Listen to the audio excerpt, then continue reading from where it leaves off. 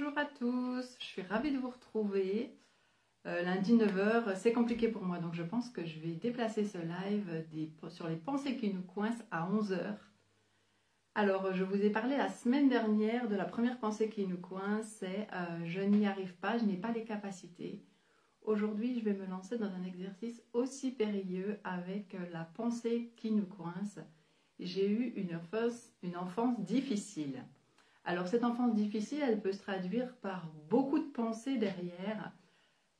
Il y en a certaines qui sont plus faciles que d'autres. La première à laquelle j'ai pensé, c'est on a toujours préféré mon frère ou ma sœur à moi. J'avais un frère ou une sœur beaucoup plus intelligent que moi. On m'a tout le temps comparé à mes cousins et mes cousines. Mes parents n'ont jamais joué avec moi quand j'étais enfant.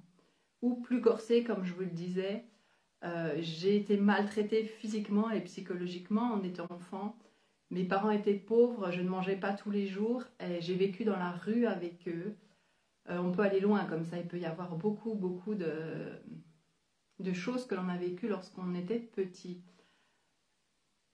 Les choses qu'on a vécues quand on était petit, elles peuvent... Il n'y a pas de top 1 et de top 2 pour savoir qui a vécu le pire.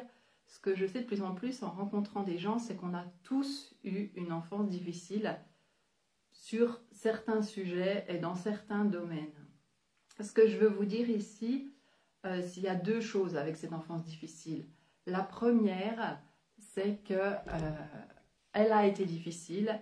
Le passé est passé, on ne peut plus rien y faire.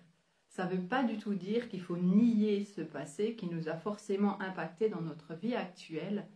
Ça veut simplement dire que la seule chose à faire, c'est d'accueillir ce passé, de se pardonner pour ce qu'il s'est passé, puisque souvent, lorsque l'on est une victime, on se sent coupable de ce qui s'est passé, alors que nous étions une victime à ce moment-là. Et l'idée de se pardonner par rapport à ce qui s'est passé, et ensuite vraiment d'aller lâcher ce qui nous fait encore du mal, et ce qui généralement est ancré à l'intérieur de nous, puisqu'à ce moment-là, les émotions qui étaient là n'ont pas pu être accueillies, n'ont pas pu sortir de notre corps, donc elles sont à l'intérieur de notre corps.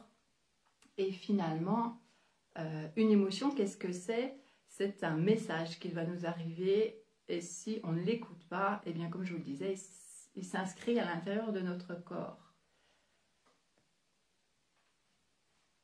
Alors, la question aussi que je voulais vous poser, ça va être un peu secouant, c'est après avoir une enfance pourrie, est-ce que vous voulez créer une vie pourrie? Parce qu'en fait, pendant cette enfance, on vous a déjà volé un morceau de votre vie.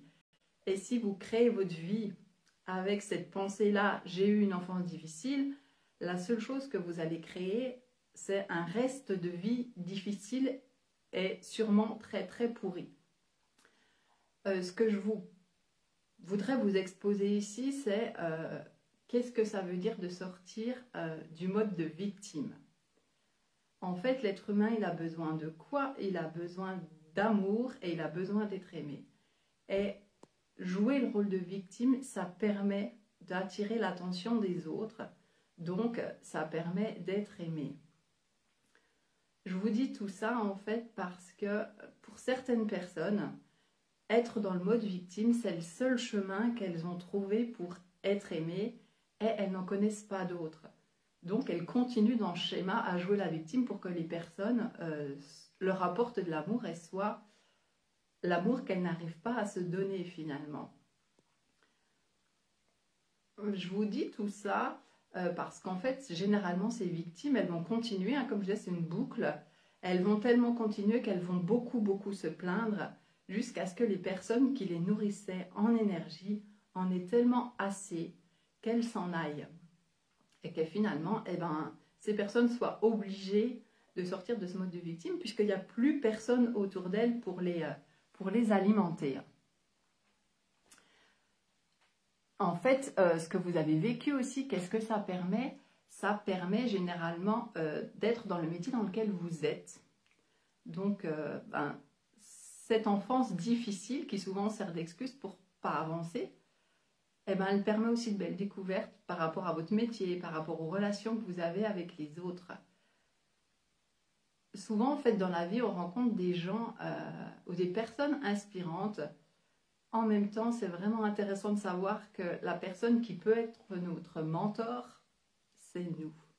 Il y a peu de temps, je vous faisais une vidéo sur l'univers te suit. Donc en fait, c'est ce que je vous disais tout à l'heure, hein, si vous tournez en boucle avec j'ai eu une enfance pourrie, j'ai eu une enfance pourrie, qu'est-ce qu'entend l'univers? Il entend qu'on veut encore plus de pourri et il va nous amener toutes les expériences pourries, inimaginables, pour que l'on continue de tourner dans ce pourri.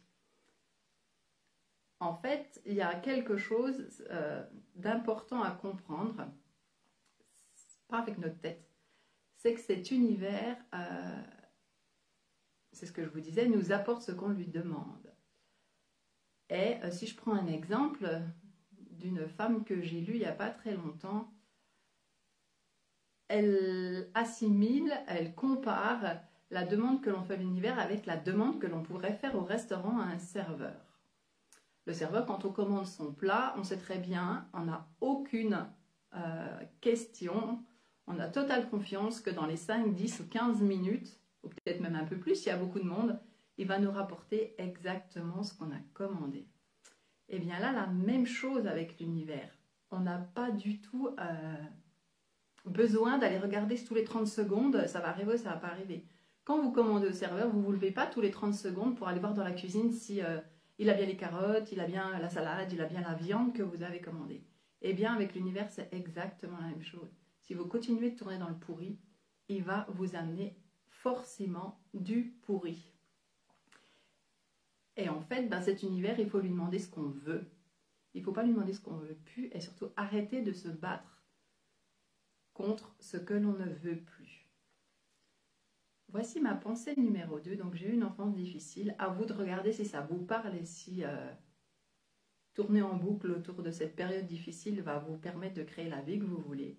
Ce que je vous propose pour cette semaine, c'est d'observer toutes les pensées qui arrivent chez vous et qui sont relatives à votre passé. Et de voir si vous avez envie de les garder pour créer ce qu'elles vont créer. Maintenant, vous savez ce qu'elles vont créer. Ou si vous avez envie de les laisser partir pour pouvoir réellement créer la vie que vous voulez. Parce que moi, maintenant, j'en suis sûre, j'ai eu une enfance difficile aussi. Je me suis beaucoup cachée derrière cette enfance pour ne pas avancer, pour me dire que j'étais un petit Calimero. Et maintenant, je sais qu'on peut avancer même avec cette enfance difficile. Je vous souhaite une très belle journée, une très belle semaine. Je serai ravie de vous retrouver la semaine prochaine à 11 h, comme je vous ai dit. D'ici là, portez-vous bien et regardez ces pensées qui vous coincent si vous continuez de choisir de les écouter. À bientôt!